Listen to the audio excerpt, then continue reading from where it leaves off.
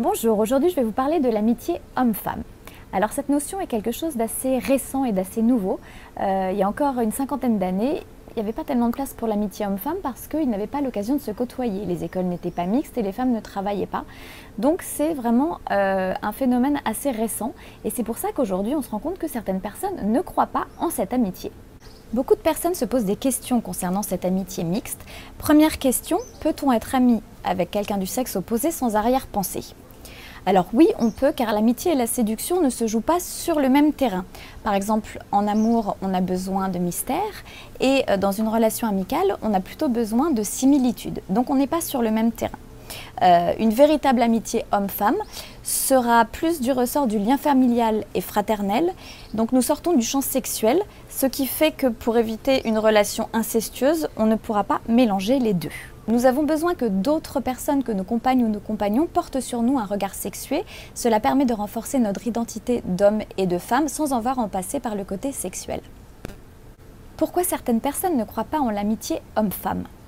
En effet, certaines personnes ne croient pas en cette forme d'amitié car elles ne peuvent s'empêcher de voir en l'autre, en tout cas en la personne de sexe opposé, un objet de désir. Et donc une relation purement fraternelle, amicale avec une personne de sexe opposé ne peut pas être envisagée. L'origine de cette méfiance vis-à-vis de l'amitié homme-femme, on retrouve souvent une rivalité fraternelle ou un besoin d'être le préféré dans la fratrie ou même simplement juste un manque d'estime de soi. L'amitié homme-femme peut-elle déboucher ou débuter par des sentiments ?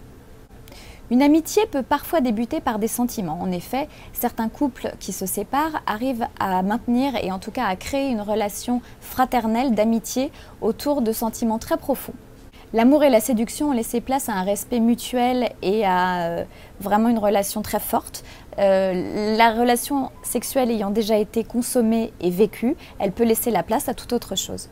L'inverse, il peut arriver qu'une amitié sincère se transforme en amour. Plus qu'un glissement progressif vers la séduction, c'est souvent un déclencheur qui est à l'origine du basculement vers une relation amoureuse. Un deuil, une séparation ou un choc peuvent parfois être à l'origine de ce glissement vers une relation différente. Ce type de choc peut permettre à chacun de changer de place dans la relation et autorise finalement un regard amoureux. Un simple détail peut parfois jouer le rôle de détonateur. Un regard, un timbre de voix, un frôlement de peau peuvent quelquefois appuyer sur un bouton de notre inconscient qui va déclencher le côté sexuel de la relation. Alors quelles sont les limites pour une amitié mixte ? Ces limites sont souvent plus sensibles que pour une amitié normale. La situation doit être claire et sans ambiguïté des deux côtés pour que la relation puisse s'épanouir correctement. Dès que l'on rentre dans le cadre du sentiment amoureux, on sort du cadre de l'amitié.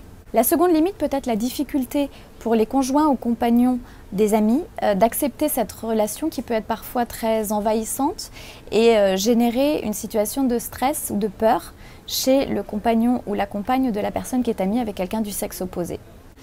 Alors nous allons maintenant parler de la friend zone. C'est une notion assez nouvelle qui est assez simple à expliquer. En fait, c'est l'histoire de deux personnes qui sont amies, sauf que une de ces deux personnes nourrit des sentiments cachés pour l'autre. La personne se retrouve alors prisonnière dans cette zone délicate, devient l'ami dévoué qui souffre en silence. Cela peut parfois durer des mois, voire des années. En effet, on est amoureux de son ami, mais on ne le dit pas de peur de saboter cette relation si précieuse. Un dialogue serein entre les deux amis peut parfois apporter son lot de surprises et déboucher sur une jolie relation amoureuse. A l'inverse, si ça ne débouche pas sur une relation amoureuse, cela peut permettre aussi de prendre un peu de distance pour l'amoureux transi qui souffre et lui permettre en tout cas d'être moins malheureux face à cette relation. Donc la friendzone, c'est quelque chose d'un peu compliqué et seul le dialogue peut permettre d'en sortir. J'espère que je vous ai apporté tous les éclaircissements nécessaires si vous ne croyez pas à l'amitié homme-femme ou si au contraire vous y croyez mais vous vous posiez des questions. Et j'espère que cette vidéo vous aura servi à quelque chose. À très bientôt. Au revoir.